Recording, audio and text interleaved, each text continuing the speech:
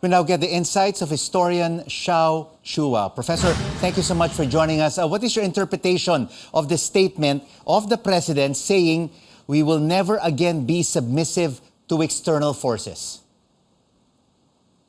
Well, that's an aspiration of all the leaders of the country. Every president since perhaps Bonifacio said that thing.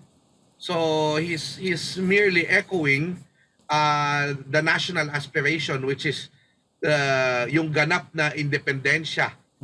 Wherein when you say independensya, independence is not just kalayaan. Because kalayaan, it means freedom. Yes. So you can have freedom even if you're under a colonizer. Because the colonizer can give you human rights, can give you freedoms. But it's a higher level when you say independence, because independence means that there is no interference or foreign domination. But the problem, of course, Rico, is that it's a globalized world and there are hegemons. That's the problem. Yeah, that is the problem. And as you say, it is still an aspiration. So are we being submissive still to external forces, to foreign powers, Professor? Well, I think in the perspective of this administration, that being more close to the United States is a balancing act to what the previous administration of President Rodrigo Duterte did when it pivoted to China.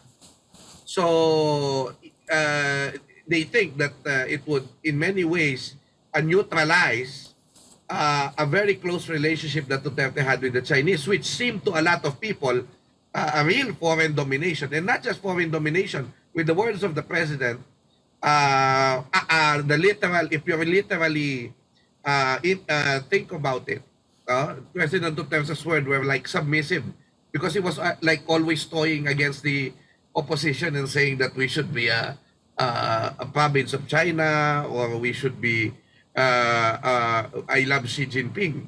So maybe they were thinking that this will be a balancing act. But for me, it seems that, in my opinion, we should be careful about this, because it might trigger some conflicts that we might be joining unnecessarily. All right, of course, conflicts, especially with mainland China. He also made another key point in his speech, which is the country isn't as free as Filipinos would like to claim due to corrosive political conditions. Well, that's a correct statement coming from the president.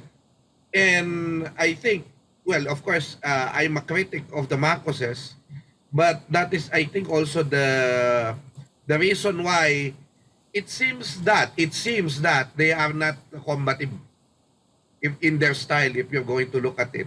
So maybe they are trying to do something there. But I really do not. We're still in the first month, so we have to see things unravel first. Corrosive political conditions, could this also mean various political interests, factions within the administration, political infighting for positions, etc., etc.? Yes, definitely. All of which, by the way, if you're going to look at it in a historical perspective, has happened to all of our presidents. So that's why it's all the things that the president said actually were things that are, I think he made statements there that are already known to a lot of people and is being felt by a lot of people. So, but the thing here is how sincere are all of us, not just the administration, but all of us in healing the wounds that this political strife had created. Because I think that we pushed each other further to the two ends of the political spectrum, or whatever you call it, in such a way that we do not really talk to each other now. I think the one of the main problems of this country now is that we have divided ourselves too much. Rather than unify. Yeah.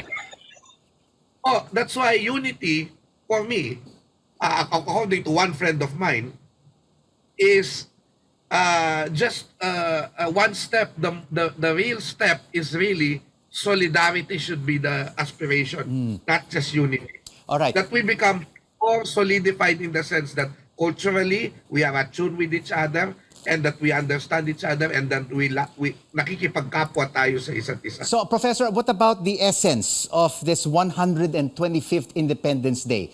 Is it still an event that remains important and significant for all Filipinos?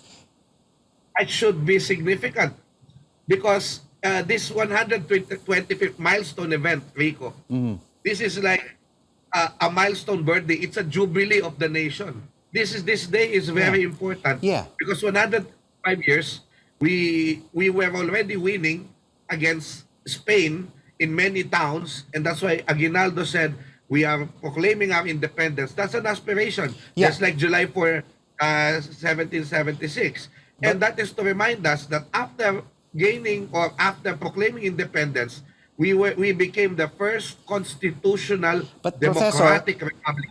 But Professor, did we really, truly and genuinely gain independence in 1898? Because the Spanish government ceded the Philippines to the United States via the 1898 Treaty of Paris. And the Philippine Revolutionary Government didn't heed the treaty, and disagreements from both sides became the Philippine-American War. We should look at this in the Filipino perspective. We created the republic, and we had a government, a functioning one, and that is why it's a reminder to us. That's why it's relevant, because it's a reminder to us that when we birthed the nation, despite its imperfections, despite the infighting, we wanted the democracy. We wanted the government that respects human rights. That is the cornerstone of our nation, and that's why if people are saying that human rights is not important, then we should go back to what Mabini advised Aguinaldo when he created the republic, the first constitutional one in Asia. Thank you so much for your insights on our 125th Independence Day, and happy Independence Day to you, historian Xiao Chua.